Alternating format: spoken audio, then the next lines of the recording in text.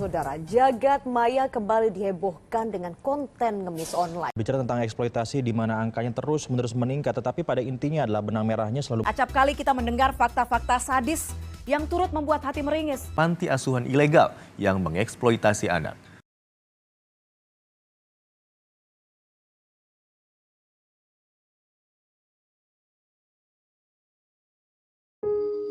Hak asasi manusia adalah hak dan kebebasan mendasar bagi semua orang, tanpa memandang kebangsaan, jenis kelamin, asal-usul kebangsaan, atau etnis, ras, agama, bahasa, atau status lainnya.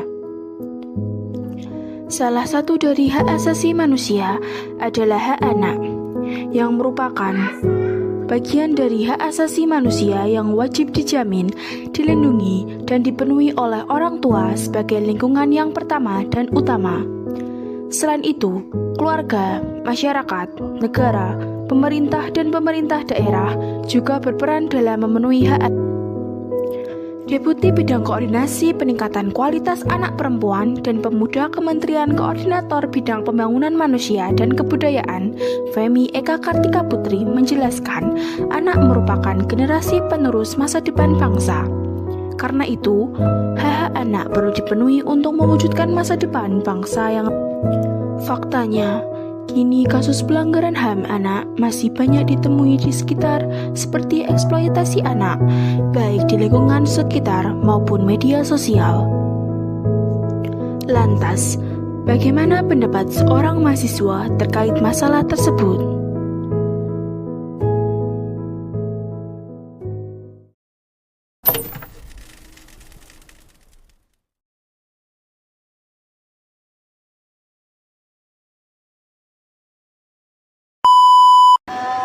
Menurut kakak, eksploitasi anak itu kayak gimana sih? Boleh nggak kalau misalnya terjadi? Menurut saya sih ini sih kontras nggak boleh. Soalnya kan ini ya kan kalau kayak kesannya itu kayak memanfaatkan anak, kayak jadi kayak anak itu jadi ajang untuk panjat sosial, terus dari uang apa sih menambah nama tenar kayak gitu lah ya panjat sosial gitu.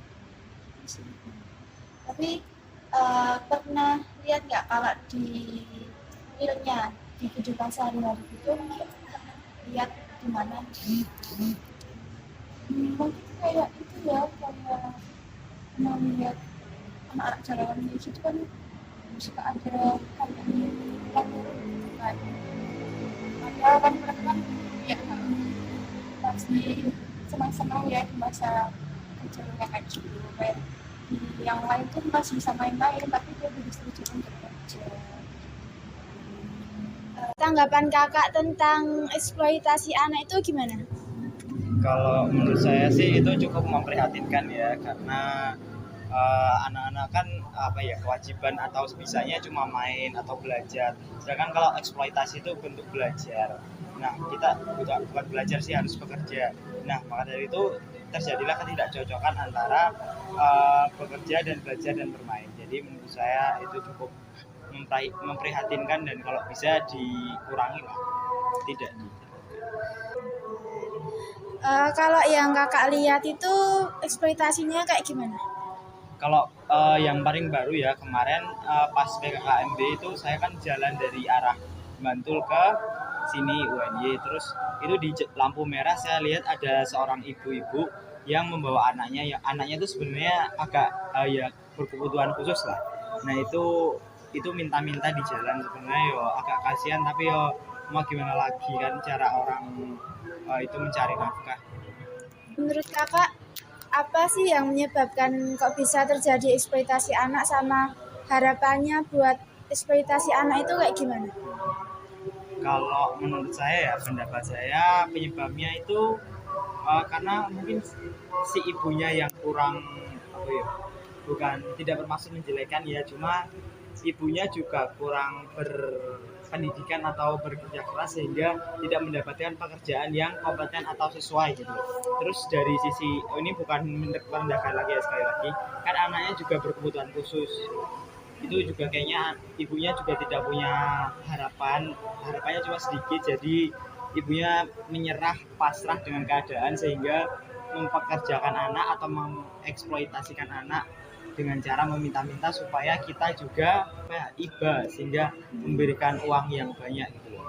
Terus harapan saya kalau bisa janganlah disalurkan lagi bakatnya. Pasti setiap anak tuh mempunyai bakat atau minat masing-masing yang bisa menghasilkan uang atau menghasilkan income.